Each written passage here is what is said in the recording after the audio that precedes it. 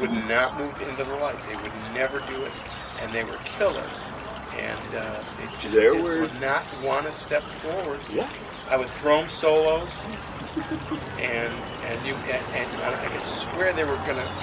Their brain would just be flying around in their skull. They were shaking their head so hard, trying to shake off the solos. I was notorious for turning my back on the audience. Well, that's a villain trick too. Yeah. I learned it from Miles. Right. I just don't. I don't need anybody to be paying to see my ass. Yeah. Well. And in my case, nobody bought tickets because my name was there. Right. Well, for at least some of these shows I've been doing, I have a little bit of a following. Okay. So the band was a little upset when I said no. They were ready to book the casino and advertise and people at this show I went to, they call me by my stage name when they see me. It's like weird. This is fucking Mayberry, you know that, right? Yeah. When I first started singing here at Woody's or whatever, I'd walk down the street. It was like I was fucking Elvis. People recognize me, and I'm not used to that. Yeah. I used to get really upset with people that would come backstage and after they've seen me on stage think they know me. You know that guy that was out there. Yeah. Show's over. Yeah. But I'm that way with magicians. Okay. And I have about a 75% success rate of making friends. Okay. I had one today. It's a huge surprise. I saw the guy on Monday go at the Magic Castle. It was a big Yeah. When he showed up in Chicago, I took him to lunch. And today, just out of nowhere, he texted me, wanted to know how I was doing. So that's not a casual showbiz acquaintance. No.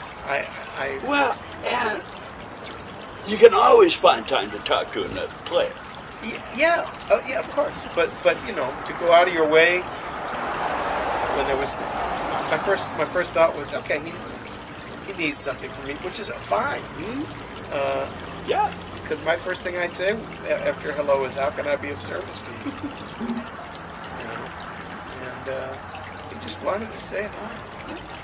So I got a big kick out of that. When I go to conventions or I go to Castle, I go to these places. You think I was famous because all these guys come over to me. I love it when I bring guests and they think I'm a big shot just because I break the fourth wall with these guys. Yeah. And it's like I say, 75% of them respond well. I put out fresh. How often should I be swapping these things? Every couple of days. Okay. Because they're not eating them all the way down.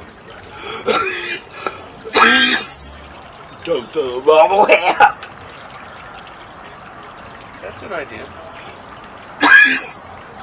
That's an idea. But I've been washing them, and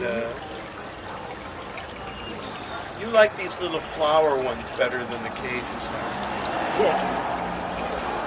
I do. And the hummingbirds like them. If it was up to me, I'd have it all switched to the saucer style. Yeah, those are really. I don't see the bees in them as much. Yeah, they can't reach the nectar. Yeah, and they perch on them. Mm-hmm. And they're bigger areas, so there's not as much territorial bullshit. Mm-hmm. Look at that one over there. There's been 4 of them sitting there 3-4 minutes. Yeah. Go get it. Kill. Daisy. That's enough. This is what she does on TV. Daisy. She sees a horse or a dog on TV. You know? Moose likes to watch himself on the videos. Really? Well, sometimes there's very cute little reels on my Facebook of dogs doing cute stuff, and I'll show her. And I can't believe she watched it. All right, this is lovely. This is absolutely lovely. It showed me off. I'm glad Laura called right as I was on my way. So, I really do hope she gets it. So far, so good. Well, she said to me something that was very early. I mean, I told her I'm done. I'm done. I'm done. And she said, I think I realized today that when you say you're done, you're not necessarily done with me. You're done with the behavior. Exactly. That's a fucking leap. No, that's a fucking leap. Yeah. Well, got into treatment with 6 days clean. That's another thing I never did. Yeah, but her being clean is not a thing. You know, she was a daily smoker for 50 years. She started getting sick and realized that she's been doing it.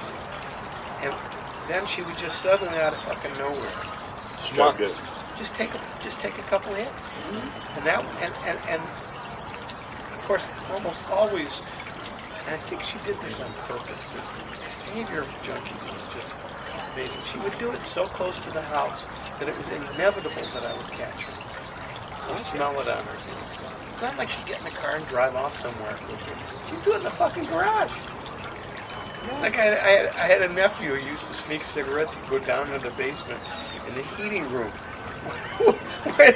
You know, where it would go up through the entire house, and his father would stand at the basement door just waiting for him to come out. So it's like the same kind of thing. I don't know.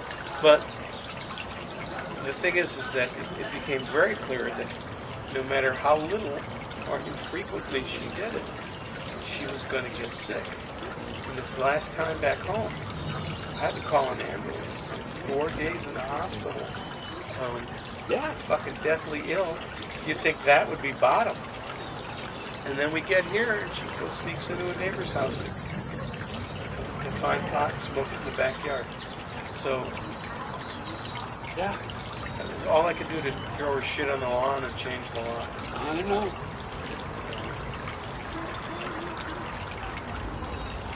People got there with me. But you have to understand, it's not, I don't care. I never liked her high anyway, that much. And over the years, I think she basically smoked herself into adult onset Down syndrome. Plus that crack on her head and some other stuff has not helped a lot. But I don't know. I mean, if she doesn't square it away, there's no reason for me to stick around.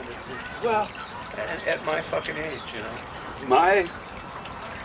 My age before I got clean, who was like one of the very few stable adults in my entire life, told me that he knew he couldn't make me quit doing dope, but I couldn't make him watch.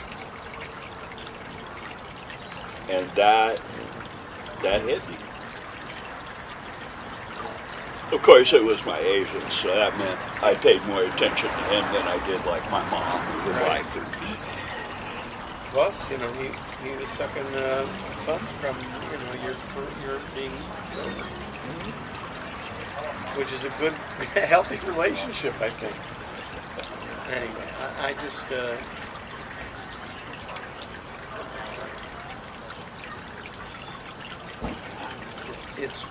It's a different kind of situation than being on the needle or even booze. Well, yeah, because pot, we always told everybody it doesn't hurt nothing. It doesn't. But if the switch flips and you wind up essentially deathly allergic to it, which is really what happened. Well, and everybody says pot's not addictive, But Well, if you're anything- having I don't negative physical I don't- and social I- consequences yeah, and you I- still do it, anything that's addiction. Anything that's habitual can be addictive. I don't give a shit. Doing it What in the is- face of consequence, Yeah, that's addiction. yeah. See, that's it. That's it. There you go. Yeah. So I we'll agree. see. I agree 100%. But she can't, jeopardizing a nice life. Yeah.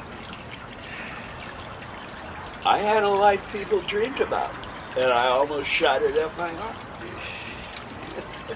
Glad you did. Glad you're here, man. Me too. Glad you're here. And that took a while. I was not a happy camper the first few years. Well, no, I get it. All right, Stephen. How you fix for sugar? I'm pretty good. Okay. Just put up 50 pounds. So. I had enough left over that people brought me over the winter Good. that I